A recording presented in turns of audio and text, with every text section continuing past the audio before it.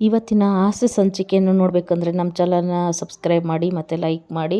ಮನೋಜು ರೋಹಿಣಿಗೆ ತಲೆನೋವು ಅಂತೇಳಿ ಬಾಂಬ್ ಹುಡುಕ್ತಾ ಇರ್ತಾನೆ. ನೀನು ನನ್ನ ಮಗನ ಹತ್ರ ಎಲ್ಲೇ ಇದೆಯಾ ರೋಹಿಣಿ ಬಾರೆ ಇಲ್ಲಿ ಅಂತೇಳಿ, ನನ್ನ ಮಗನ ಹತ್ರ ನೀನು ಮಸಾಜ್ ಮಾಡಿಸ್ಕೋಬೇಕು ಅಂತ ಇದೆಯಾ, ನೀನು ಎಷ್ಟು ಇದೆಯಾ ನೀನು ಅಂತೇಳಿ ಹೇಳಿ ಕರೀತಾಳೆ. ಆಗ ರೋಹಿಣಿಗೆ ಮತ್ತು ಮನೋಜ್ಗೆ ಬೈತಾಳೆ. ನಾನು ಹೇಳಿಲ್ಲ ಅತ್ತೆ, ಯಾವ ದೇವ್ರದ ಮೇಲೆ ಬೇಕಾದ್ರೂ ಆಣೆ ಮಾಡ್ತೀನತ್ತೆ, ನಾನು ನಿಜವಾಗ್ಲೂ ಹೇಳಿಲ್ಲ ಅವರಿಗೆ.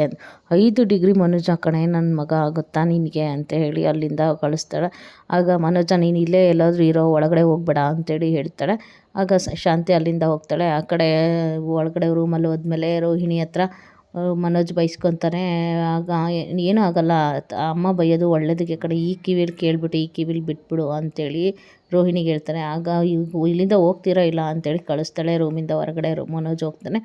ಈ ಕಡೆ ಹೋಟೆಲ್ಗೆ ರವಿ ಮತ್ತು ಇವರು ನೀತು ಎಲ್ಲರೂ ಅಲ್ಲೇ ಇರ್ತಾರೆ.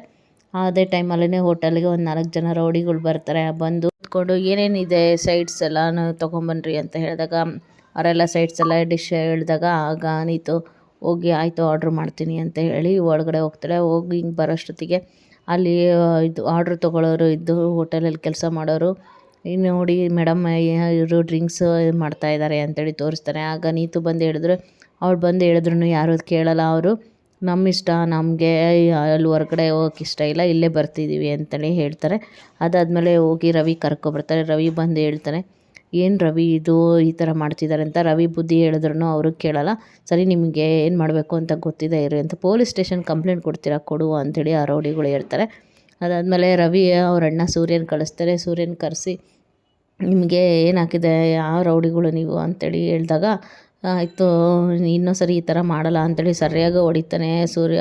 ಹೊಡೆದಾದ್ಮೇಲೆ ಅವರೆಲ್ಲರೂ ಈ ಥರ ಮಾಡಲ್ಲ, ನನ್ನನ್ನು ಕ್ಷಮಿಸ್ಬಿಡಿ ಅಂತ ಕೇಳ್ತಾರೆ. ದುಡ್ಡಿಗೋಸ್ಕರ ಈ ಥರ ಮಾಡಿದ್ವಿ ಅಂತೇಳಿ ಹೇಳಿದಾಗ ಯಾರು ಮಾಡಿದ್ರು ಅಂತ ಕೇಳಿದ್ರೆ ಶ್ರುತಿಯವರು ಅಮ್ಮ ಮಾಡಿದ್ರು, ಹಂಗಾಗಿ ನಾವು ದುಡ್ಡು ಕೊಟ್ಟಿದ್ದಕ್ಕೆ ಈ ಥರ ಮಾಡಿದ್ವಿ ಅಂತೇಳಿ ಸೂರ್ಯನ ಹತ್ರ ಒಪ್ಕೋತಾರೆ. ಆಗ ರವಿ ಇದೆಲ್ಲ ನಂಬೋಕ್ಕಾಗಲ್ಲ ಅಂತ ಹೇಳಿದಾಗ ಇನ್ನೊಂದು ಸರಿ ಜೋರು ಮಾಡಿ ಕೇಳಿದಾಗ ನಿಜವಾಗ್ಲೂ ಅವರೇ ಸರ್ ಹೇಳಿದ್ದು ಅಂತೇಳಿ ಒಪ್ಕೊಂಡು ಹೋಗ್ತಾರೆ. ಈ ಕಡೆ ಮನೆಗೆ ಬಂದಮೇಲೆ ಶ್ರುತಿಗೆ ರವಿ ಹೇಳ್ತಾನೆ, ನೋಡು ನಿಮ್ಮಮ್ಮ ಈ ಥರ ಎಲ್ಲ ಮಾಡಿದ್ದಾರೆ, ರೆಸ್ಟೋರೆಂಟಿಗೆಲ್ಲ ರೌಡಿಗಳು ಕರೆಸಿದ್ದಾರೆ, ಬುದ್ಧಿ ಹೇಳು ಅವರಿಗೆ, ಸರಿ ಕೇಳೋಕ್ಕೆ ಹೇಳು ಅಂತ ಹೇಳಿ ಹೇಳಿದಾಗ ಆಯಿತು ಅಮ್ಮನ ಹತ್ರ ಏನೋ ಹೇಳ್ತೀನಿ, ಅದೇ ನೀವೇ ಹೇಳ್ಬೋದಲ್ಲ, ನಿಮಗೂ ಅತ್ತೆ ತಾನೇ, ನೀವೇ ಹೇಳ್ಕೊಡ್ರಿ ಅದ್ರ ಬಗ್ಗೆ, ನನಗೇನು ಹೇಳಬೇಡ್ರಿ. ಇಲ್ಲ ನೀನೇ ಹೇಳಬೇಕು ಅಂತೇಳಿ ಶ್ರುತಿ ರವಿ ಇಬ್ಬರು ಮಾತಾಡ್ತಾರೆ.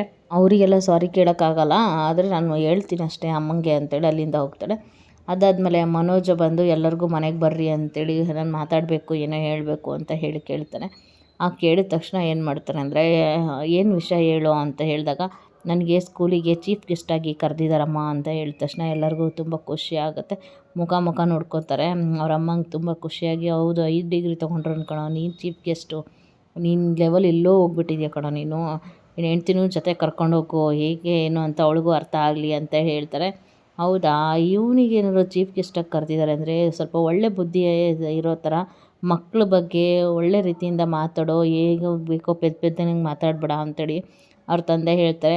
ಏನಿಲ್ಲ, ನಾನು ಯಾವತ್ತಾದರೂ ನೀವು ಯಾರಾದರೂ ಹೋಗಿದ್ದೀರಾ ನೋಡಿರಿ, ನಾನು ಚೀಫ್ ಗೆಸ್ಟಾಗಿ ಹೋಗ್ತಿದ್ದೀನಿ ಅಂತ ಹೇಳಿದಾಗ ಸರಿ ಆಯಿತು ಒಳ್ಳೇದಾದರೂ ಮಾತಾಡು ಅಂತೇಳಿ ಹೇಳ್ತಾರೆ. ಇವರಿಗೆಲ್ಲ ಹೊಟ್ಟೆ ಉರಿ ಕಣೋ, ಅದಕ್ಕೆ ಈ ಥರ ಮಾಡ್ತಿದ್ದಾರೆ ಅಂತ ಹೇಳಿ ಇದ್ದವಳು, ಓದಿದರೆ ತಾನೇ ಗೊತ್ತಾಗುತ್ತೆ ಇದೆಲ್ಲ, ನಿಮಗೇನು ಗೊತ್ತಾಗಬೇಕು, ಓದಿರೋದು ಬುದ್ಧಿ ಮಾತು ಹೇಳೋದಕ್ಕೆ ಒಳ್ಳೇದು ಹೇಳೋದಕ್ಕೆ ಓದಿರಲೇಬೇಕು ಅಂತ ಏನೂ ಇಲ್ಲ, ಒಳ್ಳೆ ಮನಸ್ಸು ಜನಕ್ಕೆ ಒಳ್ಳೇದಾಗೋ ರೀತಿ ಇದ್ದರೆ ಸಾಕು ಅಷ್ಟೇ ಅಂತೇಳಿ ಮೀನಾ ಹೇಳ್ತಾರೆ.